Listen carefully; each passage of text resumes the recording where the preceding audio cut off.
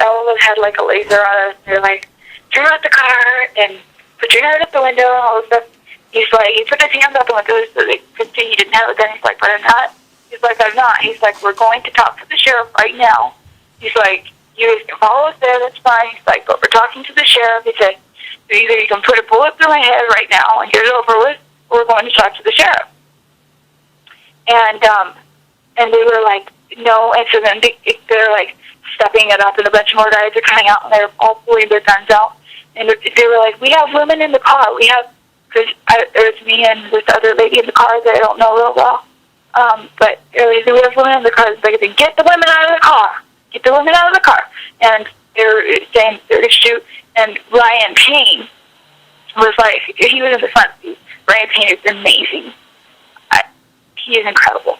But anyhow, so he was like, he said he put his hands out the window because he was trying to talk to them. He's like, if he wanted the guy to just, he's like, I don't know if it's worth it. He's like, so he put his hands out the window and he said, we have women in the car, at least let the women get out.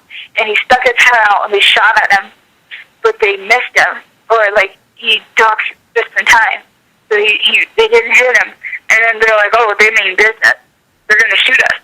And so Ryan decided to get out of the car and try to go talk to them. And so he gets out of the car, and then the guy tried to like talk to them. The driver was like, I'm just going to drive. He's like, I'm just going to talk to the sheriff. And he's like, so either shoot me now or leave us alone. And they were just like, turn the car off and put your hands up and all stuff. So finally, he decided to just drive. So we all got down on the floorboard, and he took off, and then they started firing at us. They started shooting us a bunch of times, and then they had a roadblock set up, and so he ran into a snowbank, and they were like riddling the car with bullets. And then they, like, when we crashed, they stopped for a second. He got out of the car, and he had his hands in the air.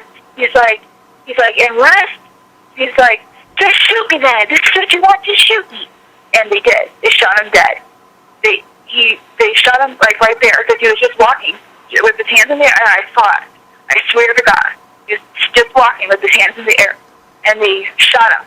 And they shot him dead. And then after he was down on the ground, they shot him 3 more times. And then they bombarded our vehicle with bullets. Ryan got hit in the shoulder. We were laying there on the floorboard screaming, and they gassed us like 5 times, and they kept trying to shoot us, and their angle was bad, so I don't know, we were praying like so hard, and we were screaming like, stop, please stop, please stop, and they were just riddling us with bullets. They kept gassing us over and over, and we couldn't breathe because of the gas, and we were trying to find something white so that we could put a white flag out, and then I was trying to see, because Ryan knew he got hit in the shoulder, so he was like, well, I don't think it's too bad, though. So so we were just trying to find a way to get out there, and then they, hold on a second. I'm waiting for them to call me back. Listen, Victoria, I recorded your testimony. Oh, okay. All right, because if anything happens to you, I think it's really important to have that. All right. Okay, so let's just get this clear. Mr. Finicum's hands were in the air when he was shot. Yes. Was he standing? We saw him face up. I mean, his hands were still up after he was dead. Okay, they shot him and he went down, then they shot him again on the ground? Yeah, they shot him like at least 6 times. The newspaper reports are just saying that 3 shots were fired, but that's not true. No, are you kidding me? They shot at least 120 shots probably altogether. Okay. Because they were shooting the car. It was like a lot. What side of the windows were the windows blown out on, the left or the right side? Left. Left side, okay. And they kept hitting the right. They kept hitting the right side of the car too, but they didn't blow. Like the windows didn't come out. Like they were hitting the metal instead of the glass. Okay. And so not one shot was fired by anybody in the car or by LaVoy? No one even touched their gun. No one touched their gun? No one pulled their gun out. No one touched the gun. We had no rifles. A couple of the guys had sidearms on, but no one touched them. In fact, they had their hands out the windows to show that they were not firing. They weren't nothing. Okay, so when we showed no aggression at all. When Ryan Bundy was shot, both his hands were out the window and his head was out the window? No, at the time he was on the floor of the car because that was when they were shooting at our vehicle. We couldn't get out of the car or we would have been dead. Right, okay. And so how many police vehicles or how many vehicles would you say were involved in this encounter? FBI vehicles, etc. You know, I didn't count. I was really shooken up when they got out. But we all noted that there was, like, a ton of vehicles. There were, I don't know, maybe 40 altogether. Okay. There was tons. And there were people in the trees. Like, it was an ambush. It was a set-up ambush or something because there was, like, people in the trees, FBI snipers and people in the trees because we saw them. They're all pointing their, like, I had, like, 20 lasers on me when I was getting out of the car. Okay. So Lloyd got out of the driver's seat and he well, when he crashed into the snowbank, then he immediately got out of the car. He had his hands in the air. He's like, just shoot me then, because he didn't want to go. He didn't want to go down. He didn't want to, but he did not. He just had his hands in the air. He's like, "Are you just going to shoot me?" And then they just shot him. And how many shots would you say that were fired when they shot him the first time? The first time that he was shot. When they shot him, did you hear multiple rounds? Yes, I did. He got hit by several people. Like, it was like simultaneous, and we were like, "What?" Because we couldn't believe it. It shocked us because he had his hands in the air. We couldn't believe that they were actually going to shoot him, and we were like, "What? Is he dead? Is he dead?" And then I was like, because we knew that he had gotten shot, we couldn't hear him, and I was like, then I screamed, "I'm in him too! Come out and help him! I just want to help him!" And then they started firing at the car, the vehicle again, and then they wouldn't let us out. And, it was so scary. About how long would you say they fired at the car before they finally stopped? Somewhere between 5 and 10 minutes.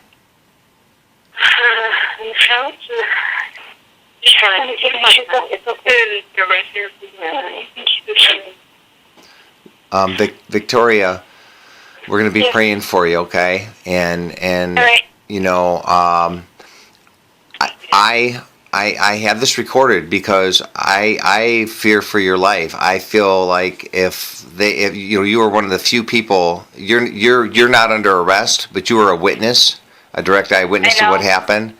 So I wanted to get this down, and I wanted to document this as well as I could. Who was driving so LaVoy was driving the car, and Ryan was in the front seat? No, Ryan Payne was in the front seat, but during the incident, he got out. When they first stopped us, he stopped in the middle of the road and told them, "We're going to talk to the sheriff," he said. And then when they fired the first shot, it was actually at that point, Ryan Payne had both his hands out the window and his head, and then they shot at him. That was the first shot? That was the first shot. Okay, so... And that's when they knew that's when we knew that they meant business, that they were serious, and that I'm talking to someone in Michigan that I live with, they're recording this just in case. So that was the first shot, and then he ended up getting out of the car because they stopped shooting. He got out of the car, and then after we started driving again, that's when they shot. That's when they started shooting at us again. So, but we had lasers on us the whole time. They were ready to shoot. Okay, so Ryan got out of the car. Did he ever get back in the car before he took off? No, he was arrested, or he was taken into custody at least. I don't know if he was arrested, because all of us were taken into custody, and he was with us. Like, we all got transported together, and then they separated all of us. And that's Ryan Payne you're talking about? Yes. Okay, and where was Ryan Bundy? He was in the back seat of the car beside me. I was actually, I had fallen asleep on him. I had fallen asleep on him right when we got pulled over. I was asleep, and then I woke up when going down. So He you was were sitting to the left of me. okay. So you were in the middle, Yes. and then the other lady. Cox on my right. Who was? Shauna Cox. Shauna Cox on your right, Ryan Bundy on your left, and you were headed to go see the sheriff. We were going to this meeting that was going on, so all of us sheriffs were going to sing, and the sheriff was going to be there, and a bunch of ranchers. We were just going to try to talk and maybe do some negotiations, and we were going to sing. And so that was all, and then we were ambushed. I mean, it was known that we were going to go, so they probably just decided to choose that area maybe because it was really wooded and everything, and we didn't have any phone service. So. Okay. All right. Well, listen, I'm going to be up if you want to call me at any time during this, okay? Because I can't do much. I can pray for you guys, but I can also try to document as best as possible to make sure that the story is not, because right now the media is reporting that 3 shots were fired. Oh, no, that's a total lie. Okay. Of course, the media is going to report that, but. Right. Well. Are you kidding me? Have you seen the car? Have you seen the vehicle? No. It's completely covered with gunshots. Well, no, they're not going to release that because they don't want. And he's probably got 6 holes in him himself. Okay. Well, I'm just telling you. So now let me ask you this: do you want this story to get out? Absolutely. Okay. So I'm gonna stop the recording and I'm gonna see how well it's turning out. I want to be able to determine if I can hear you clearly and determine. And I mean, I am willing to try to get this out there to any media outlet that I possibly can. Independent media, but I need to know, so is your family back at the refuge? No, they're not. Hold on a second. Okay. Someone's calling me. All right. Go ahead and answer. Oh, I need to let you go. Bye-bye. Call me back. All right, bye.